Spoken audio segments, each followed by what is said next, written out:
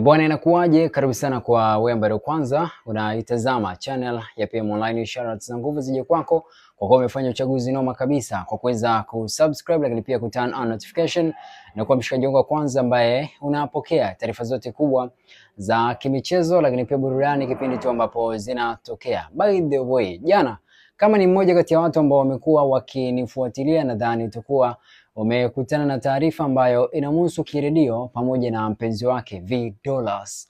Moja kati ya taarifa kubwa na imemeka headline sana kwenye mitandao ya kijamii, nikiwa namaanisha Instagram, lakini pia kwa upande wa X kule Twitter, zamani inafahamika hivyo, lakini pia kwa upande wa wale watumiaji wa ukurasa wa Facebook. Na kitu ambacho kimepelekea jambo hili kuweza kwenda viral ni pamoja na tetesi ambazo zimekuwa zikizungumzwa kwa wingi, hasa pale ambapo wamekuwa wakipost content zao. Unajua kuna watu ambao wamekuwa kila ambacho umekuwa kikifanya wewe, kuna watu ambao kimekuwa kikiwa kwanza, kuna watu ambao wamekuwa wakivutiwa nacho, lakini pia kuna watu ambao hawana upande wao. Kila kitu ambacho kinaendelea basi wamekuwa wakicomment kwa namna ambavyo wao wanaona hapo sahihi, lakini pia wamekuwa kutengeneza content ambazo kwa upande wao wanaona ni nzuri, lakini kuna namna zimekuwa zikiwapelekea watu wengine kuingia kwenye matatizo. Sasa jambo ambalo limeweza kutokea, kama hujanifuatilia jana, basi kuna watu walikuwa wanadai kwamba huenda kuna video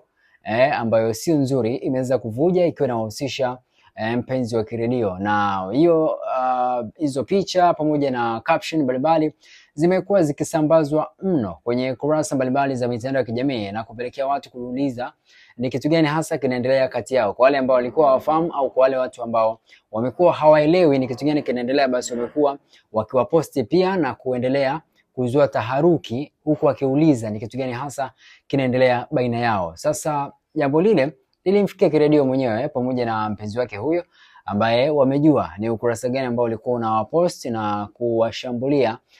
Tunaweza kusema ni shambulio la kimtandao kwa kile ambacho kilikuwa kinatengenezwa. So baada ya kuweza kuona kile ambacho kinaendelea, Kiredio ameamua kuchukua uamuzi wa kuweza kutafuta suluhisho la kile ambacho kinaendelea. Lakini kabla kufika kwenye solution, nikwambie tu kwamba pia nimeweza kuona wakifanya challenge ya kile ambacho kimetrend. Unajua kuna wakati mwingine unapitia kwenye changamoto, unaamua kutumia ile changamoto kama fursa ya kuamua kujiongezea engagement, lakini pia kusogeza kwenye madili mbalimbali ambayo yamekuwa yakiendelea kufunguka na kutengeneza pia nafasi ya wewe kuweza kupata michongo mingine zaidi. Lakini kuna trend ambayo ikikukuta, kuna namna kama inakushushia heshima yako na kwenda kukutoa kwenye madili ambayo umekuwa ukiyafanya. Tumeshuhudia videos mbalimbali za mastaa ambazo zimewahi kuvuja, tukaona wakinyang'anywa brand ambassador ambao wamekuwa wakiufanya, lakini pia tumeshuhudia pia kwa moja kati ya msanii mkubwa sana kwa sasa hivi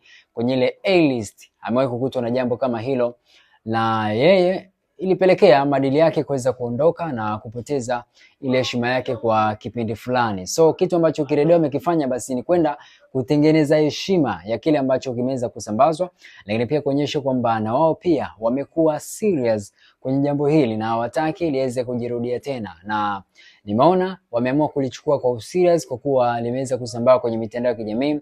Na kwenye moja kati ya video ambayo V Dollars anaongea na huyo mtuhumiwa au mshtumiwa wa kuweza kufanya kitendo hicho cha kutengeneza post na kuweza kuzipost kupitia ukurasa wake wa Instagram, alikuwa anadai kwamba hajadhani kama kingeweza kufikia huku, lakini pia kudhani kama ingeweza kwenda kwa ukubwa ambao imeweza kufikia huku, akiomba radhi kwa kile ambacho ameweza kukifanya. Hatua ambazo Kiredio amezifanya, I hope atakuwa amezungumza na mwanasheria au amefungua kesi kuhusiana na cyber crime au cyber criminal, kitu kama hicho.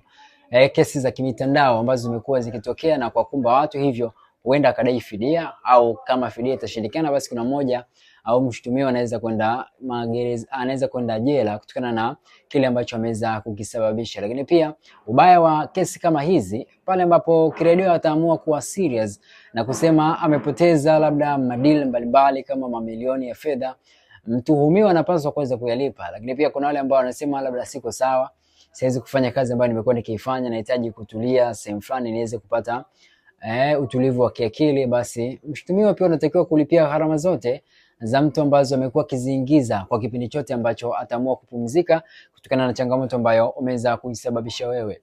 Kwa hiyo hii inatufundisha kwamba kama kijana au kama ni mtu ambaye una deal na social media, before kuposti kitu chochote, make sure kwamba unajiuliza maswali, kina impact gani kwako, lakini pia kwa yule mtu ambaye kama ni unamsema mtu, yule mtu ambaye unaandika hicho kitu kuhusiana naye, basi jiulize pia kinaenda kusababisha madhara gani na ni kitu gani hasa kikiweza kuchukuliwa kinaweza kukuingiza hatiani, lakini pia kinaweza kusababisha ukaingia kwenye matatizo makubwa. Twende tukaone challenge ambayo ameweza kuifanya Kiredio kutokana na hiyo connection ambayo haijavuja. Nielewe vizuri hapa kwamba hakuna connection yote ambayo imevuja, ni tetesi au ni content ambazo zimetengenezwa na mtu kwa ajili ya kutengeneza malengo, yani kutengeneza message, ujumbe ambao umetengenezwa kwenye ile content na unaelekea huko, lakini hamna connection yote ambayo imeweza kuvuja kwa mujibu wa Kiredio pamoja na $, kutokana na kile ambacho wameweza kukirekodi na kukipost kupitia mitandao yao ya kijamii. Sasa tuende kwenye ile connection kuonyesha kwamba wamewezaje wao kuiona kama ni fursa na kuitengenezea content ambayo wameweza kuipost kupitia ukurasa wao wa kijamii wa Instagram. Lakini baada ya kuitazama video hiyo, pia itafuata video ya mshutumiwa ambaye ameweza kupigwa simu na Kiredio, na huyu ndio ambaye ameweza kusambaza hiyo content ambaye inazunguka sana na kuweza kuzua tafarani kwenye mitandao mbalimbali ya kijamii. Go by the name it's PM Show, tusiache kuweza kusubscribe pamoja na kugusa alama kengele. Kiredio na mpenzi wake, Kiredio na content zao. Hawa hapa. Hello, mimi sio mwenye connection. Mwenye connection ni lifi langu liko huko nyuma. Hello, mimi sio mwenye connection. Mwenye connection JFF wangu yupo huko nyuma. Hello, mimi sio mwenye connection. Mwenye connection ni lifi yangu yupo huko. Hello, mimi sio mwenye connection. Mwenye connection shemeji yangu. Hello, mimi sio mwenye connection. Mwenye connection mpenzi wangu. Hello, mimi ndo mwenye connection.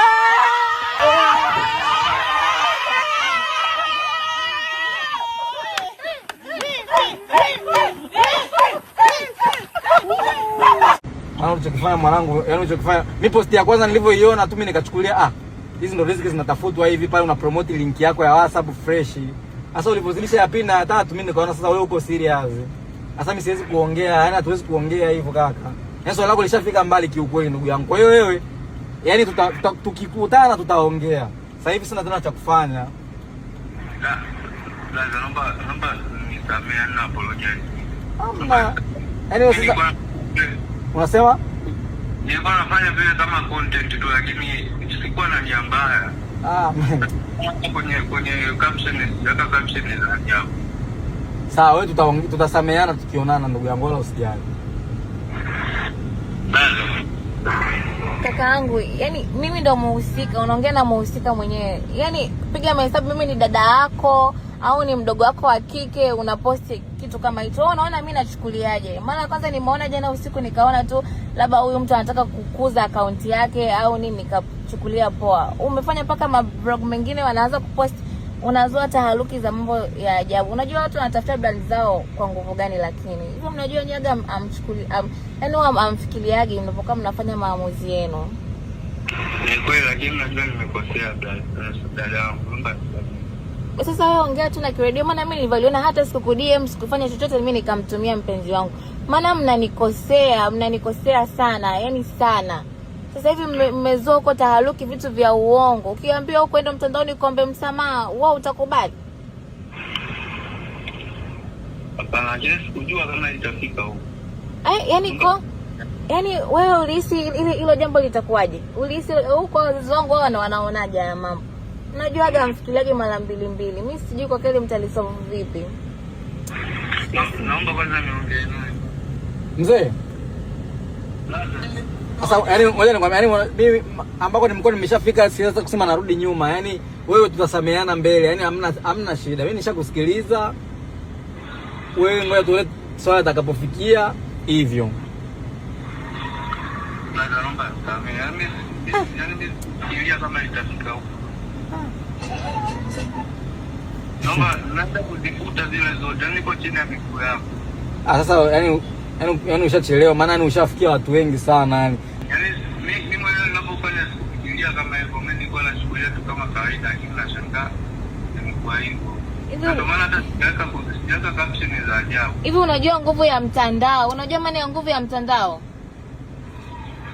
Unajua maana ya nguvu ya mtandao? Yaani ni heli bora pale chini ungeandika hata caption kitu kikaeleweka, yaani huyu mtu kafanya hivi. Sasa yaani hivi afu umeposti mara nyingi. Yaani kila muda ninyonya account yako naona na umenifollow